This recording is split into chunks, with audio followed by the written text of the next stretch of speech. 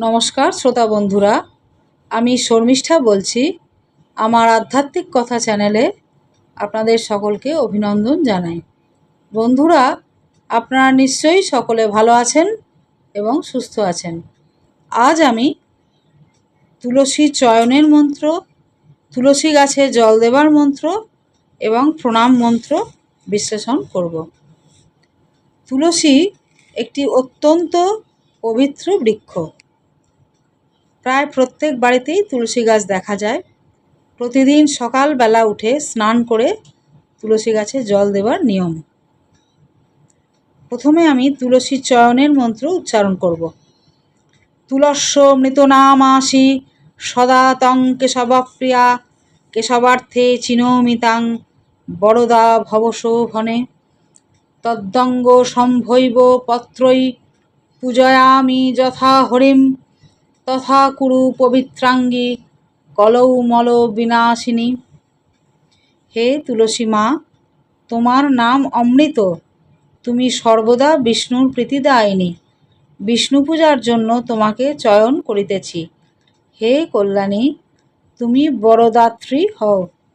হে কলিকলুষ নাশিনী, হে পবিত্রাঙ্গী, তোমার অঙ্গে উৎপন্ন পত্র দ্বারা যাহাতে হরির পূজা করিতে পারি তাহাই করো। স্নান করে এই সমস্ত মন্ত্র পাঠ করে প্রণাম করতে হয় এবং দক্ষিণ হস্ত দিয়ে বোঁটা সহিত পত্র মঞ্জরি ছিঁড়ে কোনো পাত্রে রাখতে হয়।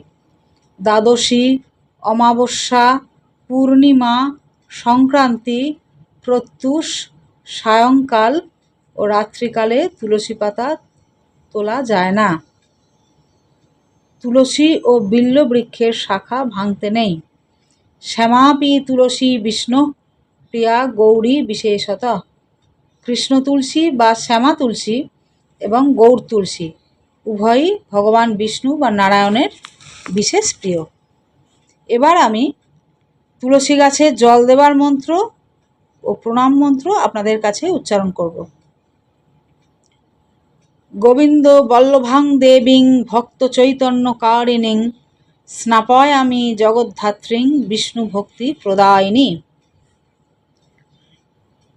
অর্থ: বিষ্ণুপ্রিয়া, ভক্তজনের জ্ঞানদাত্রী, জগদ্ধাত্রী, বিষ্ণু ভক্তি প্রদায়িনী মা তুলসী দেবীকে স্নান করাই। এবার প্রণাম মন্ত্র। বৃন্দাবৈ তুলসী দেব্যৈ প্রিয়াৈ কেশবস্য চ বিষ্ণু ভক্তি প্রদে দেবী সত্যবত্যৈ নমো নমঃ। হে বিষ্ণু ভক্তি প্রদায়িনী তুলসী দেবী, তুমি বৃন্দা, তুমি বিষ্ণুপ্রিয়া অর্থাৎ কেশবপ্রিয়া, তুমি সত্যবতী, তোমাকে পুনঃ পুনঃ প্রণাম করি। নমস্কার, সকলে ভালো থাকবেন এবং আনন্দে থাকবেন। পরের দিন আবার নতুন কোনো এপিসোড নিয়ে আপনাদের সামনে হাজির হব। হরি ওম তৎসৎ।